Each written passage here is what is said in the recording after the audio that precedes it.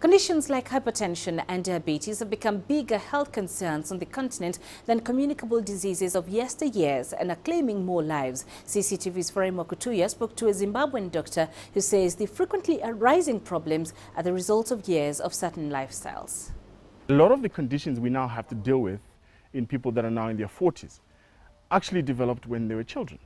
Because an obese child begins to pile up a group of risk factors for all sorts of conditions, from your heart. We're now getting 29-year-olds getting heart attacks, okay? Because the body loses its natural homeostasis. So, for example, if you are X meters tall, you are naturally designed to be Y kgs big.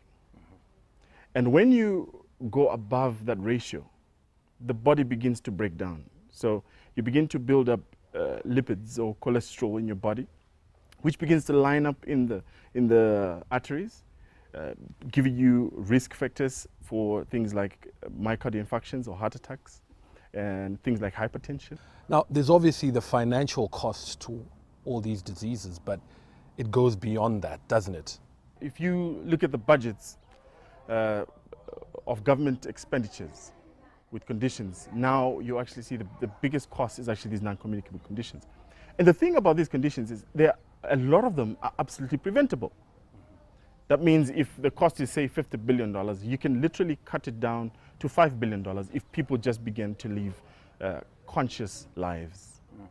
But people need to understand that ultimately we're cutting down life expectancies.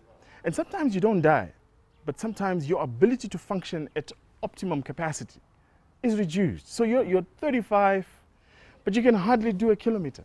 It's killing your efficiency at work because you're not fit.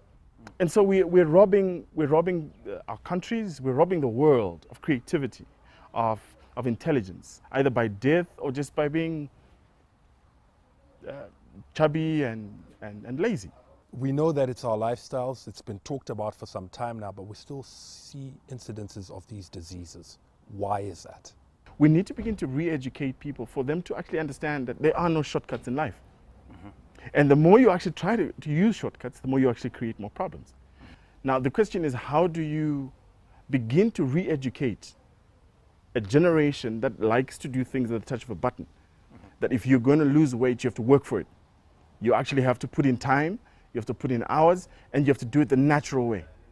Now you go into pharmacies and there's a whole host of medicines that tell you, listen, you can lose weight in 6 weeks. No, don't lose weight in 6 weeks. You didn't put it on in 6 weeks. Okay? So do it, follow the natural process. At any given point, you can begin to decide to eat right, to exercise, to not take shortcuts. So if you get into a building and there's a lift or an elevator versus stairs, take the choice to go with the stairs. So generally what you get is, because people have become generally busier, you need to deliberately find clever moments to sneak in exercise. So if you really don't have time, but you've got this office block that goes 50 feet or 50 floors up, take the stairs.